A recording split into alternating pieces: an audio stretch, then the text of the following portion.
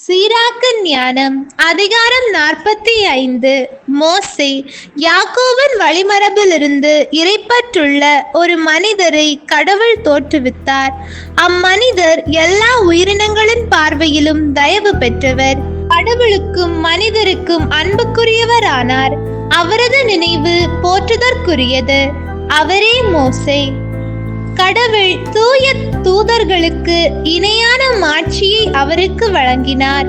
பகைவர்கள் அஞ்சும்படி அவரை மேன்மைப்படுத்தினார். அவருடைய சொற்களால் பிறர் செய்த வியத்தகு செயல்களை முடிவுக்கு கொணர்ந்தார். மன்னர்களின் முன்னிலையில் அவரை மாட்சிமைப்படுத்தினார். தம் மக்களுக்காக அவரிடம் கட்டளைகளை கொடுத்தார். தம் மாட்சியை அவருக்கு காட்டினார். அவருடைய பற்றுறுதியையும் கனிவையும் முன்னிட்டு அவரை திருநிலைப்படுத்தினார். மனிதர் அனைவரிடமிருந்தும் அவரை தெரிந்தெடுத்தார். ஆண்டவர் தம் குரலை மோசே கேட்க செய்தார். கார்முகில் நடுவே அவரை நடத்தி சென்றார். நேரடியாக அவரிடம் கட்டளைகளை கொடுத்தார். வாழ்வும் அறிவாற்றலும் தரும் திருச்சட்டத்தை அளித்தார். இதனால் யாக்கோபுக்கு உடன்படிக்கை பற்றியும் இஸ்ரேலுக்கு கடவுளின் தீர்ப்புகள் பற்றியும் மோசே கற்றுக் கொடுக்கும்படி செய்தார். ஆரோன். அடுத்து ஆரோனை கடவுள் உயர்த்தினார். அவர் மோசேயை போலவே தூயவர். அவருடைய சகோதரர் லேவியின் குலத்தை சேர்ந்தவர்.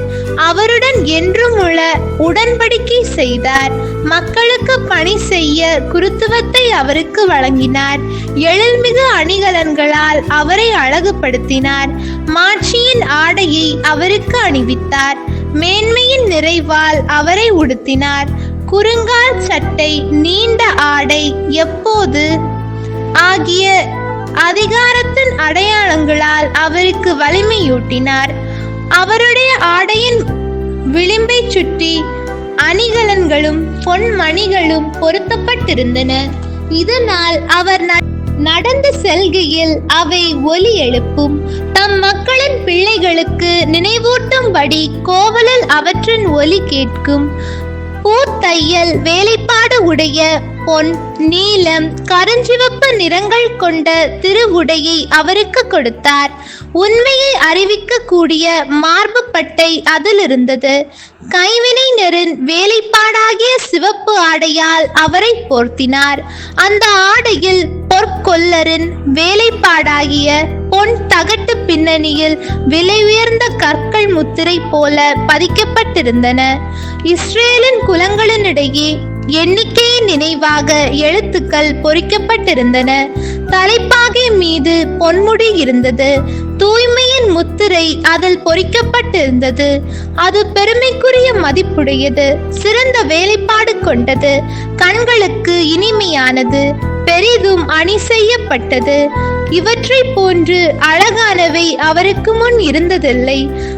இவற்றை அந்நியர் எவரும் என்றும் அணிந்ததில்லை.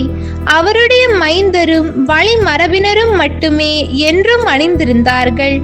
அவர் செலுத்திய பலி பொருட்கள் ஒவ்வொரு நாளும் இருமுறை தொடர்ந்து முழுமையாய் எரிக்கப்பட்டன. மோசே ஆரோனை திருநிலைப்படுத்தினார். தூய எண்ணெயால் அவரை திருப்பொழிவு செய்தார். அவரோடும் அவருடைய வழிமரபினரோடும் வானம் நீடித்திருக்கும் வரை நிலைத்திருக்கும் உடன்படிக்கையாக அதை ஏற்படுத்தினார். ஆண்டவருக்கு பணி செய்யவும் குருவாய் ஊழியம் புரியவும் அவரது பெயரால் அவருடைய மக்களுக்கு ஆசி வழங்கவும் இவ்வாறு செய்தார்.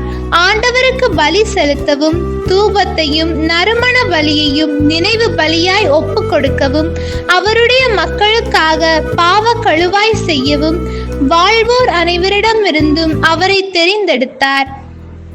யாக்கோவுக்கு சட்டங்களை கற்றுக் கொடுக்கவும் இஸ்ரேலுக்கு திருச்சட்டம் பற்றி தெளிவுபடுத்தவும் ஆண்டவருடைய கட்டளைகள் மீதும் உடன்படிக்கையின் தீர்ப்புகள் மீதும் அவருக்கு அதிகாரம் அளித்தார். அந்நியர்கள் அவருக்கு எதிராய் சூழ்ச்சி செய்தார்கள். பாலை நிலத்தில் அவர் மேல் பொறாமைப்பட்டார்கள். தாத்தானும் அபிரோனும் அவர்களோடு இருந்தவர்களும் கோராகுவின் கூட்டாளிகளும் தங்கள் சினத்திலும் சீற்றத்திலும் இவ்வாறு செய்தார்கள். ஆண்டவர் அதை பார்த்தார். அதை அவர் விரும்பவில்லை. அவருடைய கடும் சீற்றத்தால் அவர்கள் அழிந்தார்கள். எரியும் நெருப்பில் சுட்டெரிப்பதற்காக அவர்களுக்கு எதிராய் அரியணை செய்தார். அவர் ஆரோனின் மாட்சியை மிகுதிப்படுத்தினார். அவருக்கு உரிமை சொத்தை அளித்தார். முதற் கனிகளில் முதலானவற்றை அவருக்கென ஒதுக்கி வைத்தார். காணிக்கை அப்பங்களை கொண்டு அவர்களுக்கு நிறைவாய் உணவு அளித்தார். தமக்கு கொடுக்கப்பட்ட பலி பொருட்களையே ஆரோனும் அவருடைய வழிமரபினரும் உண்ண கொடுத்தார். தம் மக்களது நாட்டில் அவருக்கு உரிமை சொத்து கொடுக்கப்படவில்லை. அம்மக்கள் நடுவே அவருக்கு பங்கு அளிக்கப்படவில்லை. ஆண்டவரே அவருடைய பங்கும் உரிமை சொத்தும் ஆவார். பினகாசு. எலெயாசர் மகன் பினகாசு மாட்சியின் 3ஆம் நிலையில் இருக்கிறார். ஆண்டவருக்கு அஞ்சி நடப்பதில் பேரார்வமிக்கவராயிருந்தார். ஆண்டவரை விட்டு மக்கள் விலகி சென்றபோது அவர் நன்மனத்தோடு அவரை உறுதியாய் பற்றி நின்றார். இஸ்ரேலுக்காக பாவ கழுவாய் செய்தார். ஆதலால் ஆண்டவர் அவருடன் அமைதி உடன்படிக்கை செய்து கொண்டார். திருவிடத்துக்கும் தம் மக்களுக்கு தலைவராக்கினார். அவருக்கும் அவருடைய வழிமரபினருக்கும் குருத்துவத்தின் மேன்மை என்றும் நிலைக்கும்படி செய்தார். மகனிலிருந்து மகனுக்கு மட்டுமே அரசுரிமை செல்ல யூதாவின் குலத்தில் தோன்றிய ஈசாயின் மகன் தாவீதோடு ஆண்டவர் உடன்படிக்கை செய்து கொண்டார். அதுபோல் ஆரோனின் குருத்துவ உரிமை அவருடைய வழிமரபினரையும் சேரும். ஆண்டவர் தம் மக்களை நீதியோடு தீர்ப்பிடுவதற்காக ஞானத்தை உங்கள் உள்ளங்களில் பொழிவாராக. இவ்வாறு அவர்களுடைய நலன்கள் அழியாதிருப்பனவாக. அவர்களுடைய மாட்சி எல்லா தலைமுறைகளுக்கும் நீடிப்பதாக. ஆண்டவரின் அருள்வாக்கு. இறைவா உமக்கு நன்றி. ஹோலி பைபிள் தமிழ் சேனலில் திங்கள் முதல் வெள்ளி வரை திருவிவிலியத்தின் ஒரு அதிகாரமானது பதிவேற்றம் செய்யப்படும். நம் அன்பு கடவுளின் ஆசியும் அருளும் இன்னும் பலருக்கு கிடைக்கப்பெற ஹோலி பைபிள் தமிழ் சேனலை சப்ஸ்கிரைப் செய்யவும். மேலும் உங்கள் உறவினர் மற்றும் நண்பர்களுடன் ஷேர் செய்யவும். நன்றி.